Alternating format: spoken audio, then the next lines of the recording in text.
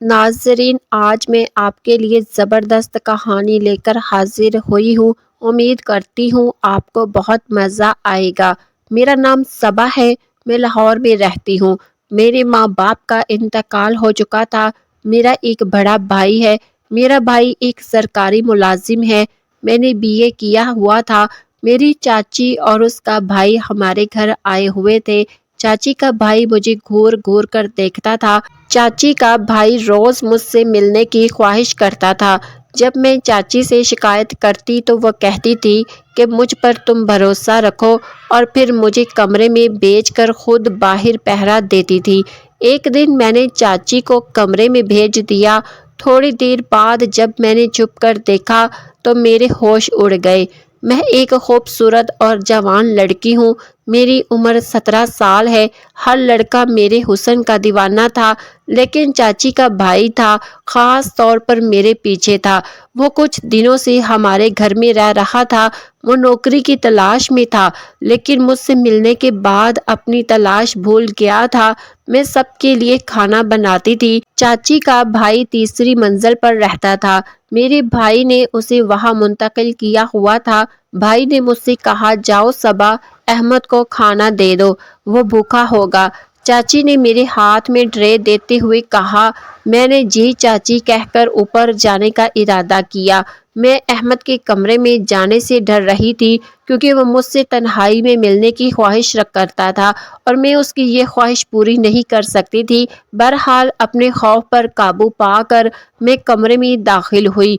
अहमद नीचे बैठा हुआ था। मुझे देखकर फौरन खड़ा हो गया और खुशी से बोला, मैं तुम्हारा ही इंतजार कर रहा था। सबा, आओ मेरे पास बैठो, हम दोनों बातें करते हैं और फिर बातों ही बातों में अगर मौका मिला तो कुछ और भी कर लेंगे। मैंने कहा, मैं तुम्हें खाना देने आई हूँ, खामोशी से खा लो। और ट्रे मेज पर रख कर सख्त लहजे में वहां से मैं जाने लगी। इतने में अहमद ने मुझे हाथ से पकड़कर अपने करीब कर लिया। हमारे जिस्म आपस में मिल गए थे। प्लीज कोई शाम मेरे नाम कर दो, मैं तुम्हें पाने के लिए तड़प रहा हूँ।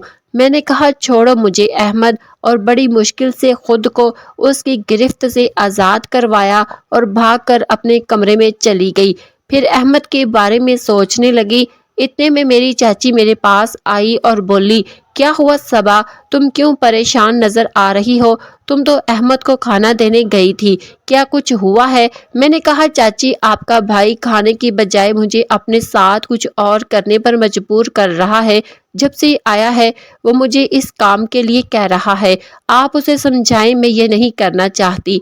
चाची ने मेरी बात सुनी अनसुनी कर दी और बोली, अरे पागल, तुम अहमद से इतना क्यों डरती हो? एक बार कर लो, तुम्हें मजा आएगा। ये देखना, वो तुम्हें हर दिन बुलाने लगेगा।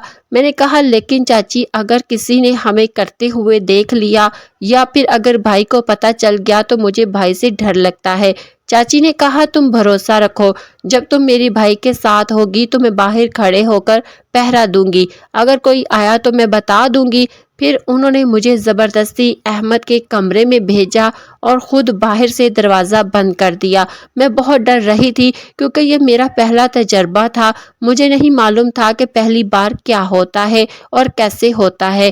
अहमद ने मुझे अपने पास देखकर मुस्कुराया और फिर मुझे अपने पास बैठा लिया और मेरे साथ खेलने लगा, और उसने मुझे 2 घंटे बाद अपनी मर्जी से छोड़ा। मेरी हालत बहुत ख़राब हो गई थी। मैं ठीक से चल भी नहीं पा रही थी। जब आवाज़ें बंद हो गई तो चाची समझ गई कि हम खेल ख़त्म कर चुके हैं।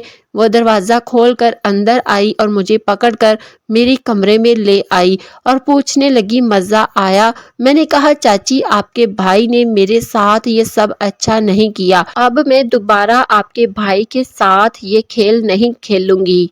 मैंने चाची को दोबारा ये खेल खेलने से मना कर दिया।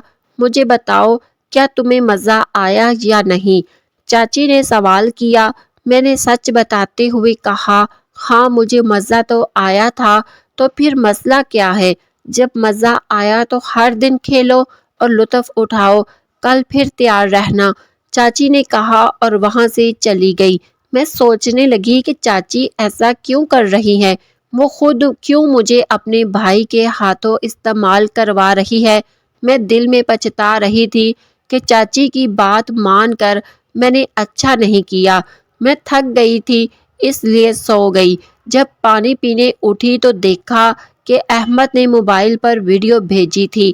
انہیں دیکھ کر مجھے کچھ ہونے لگا تھا، مگر وہ میسج پر مجھے اپنے کمرے میں آنے سے منع کر رہا تھا، لیکن میں خود پر قابو نہ پا سکی اور احمد کے کمرے میں چلی گئی۔ رات کے 2 بجے اپنی چاچی کو بھائی کی کمرے سے چوروں کی طرح نکلتے ہوئے دیکھ کر مجھے شک ہونے لگا کہ کہیں وہ دونوں چھپ کر کچھ کر رہے ہیں۔ میں واپس اپنے کمرے میں چلی آئی اور سو گئی۔ میرے بھائی صبح 8 بجے آفس چلے جاتے اور رات 9 بجے واپس آتے تھے۔ صبح اٹھ کر میں نے چاچی سے پوچھا کہ کیا آپ رات احمد کے کمرے میں گئی تھی؟ تو انہوں نے جھوٹ بولا کہ نہیں، میں نہیں گئی۔ مجھے پورا یقین ہو گیا کہ ان کے درمیان کچھ ہے۔ چھوڑو ان سب باتوں کو، یہ بتاؤ رات کو کیا پروگرام ہے تمہارا؟ چاچی نے بات کو بدل دیا اور مجھ سے پوچھنے لگی کہ میں کب ان کے بھائی کے ساتھ کھیلوں گی۔ میں ان کی بات سن کر شرما گئی اور بولی اچھا ٹھیک ہے، تم اپنے کمرے میں جاؤ، میں اسے بھیجتی ہوں۔ تو میں اپنے کمرے میں چلی گئی۔ کچھ دیر بعد احمد بھی آ گیا، پھر ہمارے درمیان باتیں ہونے لگی۔ جب میں نے اس سے پوچھا کہ وہ صرف میرے ساتھ ہی کیوں ہے اور دوسری لڑکیوں کے ساتھ کیوں نہیں، اس نے کہا کہ مجھے تم میں کچھ خاص نظر آتا ہے، اس لیے میرے ساتھ وقت گزارنا مجھے اچھا لگتا ہے۔ اس دن وہ میری کسی اور ہی جگہ سے کھیلنے کی خواہش رکھتا تھا، مگر میں نے اس کو صاف انکار کر دیا، لیکن وہ اپنی مرضی کرنے لگا۔ تو میں نے چاچی کو آواز دینا شروع کر دی کہ وہ مجھے اس ظلم سے بچا لے، لیکن انہوں نے میری بات نہیں سنی۔ آج 3 گھنٹوں بعد اس نے مجھے چھوڑا۔ اگلے دن رات کو چاچی نے پھر مجھے احمد کے کمرے میں جانے کو کہا، لیکن میں نہیں گئی۔ میں نے کہا کہ آج میں آپ کے کمرے میں ہی رہوں گی۔ اس دن میں نے احمد کے کمرے میں کیمرہ لگا دیا تھا تاکہ دیکھ سکوں کہ ان دونوں کے درمیان کیا چل رہا ہے۔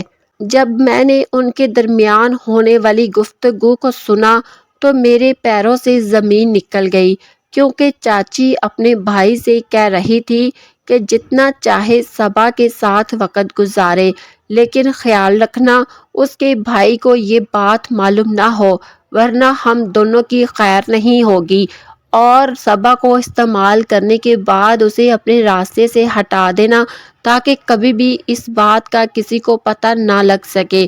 ان دونوں کی باتیں سن کے میری آنکھیں بھر آئی، مگر میں اس وقت خاموش رہی۔ پھر دوسرے دن میں نے وہ ریکارڈنگ ان دونوں کو سنائی تو میری چاچی نے میرے پاؤں پکڑ لیے اور کہا اپنے بھائی کو کچھ مت بتانا ورنہ وہ ہمیں جان سے مار دیں گے۔ میں تمہاری شادی احمد سے کروا دوں گی، مگر تم یہ سچ کسی کو نہیں بتانا۔ میری چاچی بہت خوف زدہ تھی۔ اپنی جان بچانے کے لیے اس نے میری شادی اپنے بھائی سے کروا دی۔ اگر میں سمجھداری کا مظاہرہ نہ کرتی، ان دونوں بہن بھائیوں کے ہاتھوں ہمیشہ برباد ہوتی رہتی۔ اب میں احمد کی بیوی بن کر اسے ایک سبق سکھا رہی ہوں۔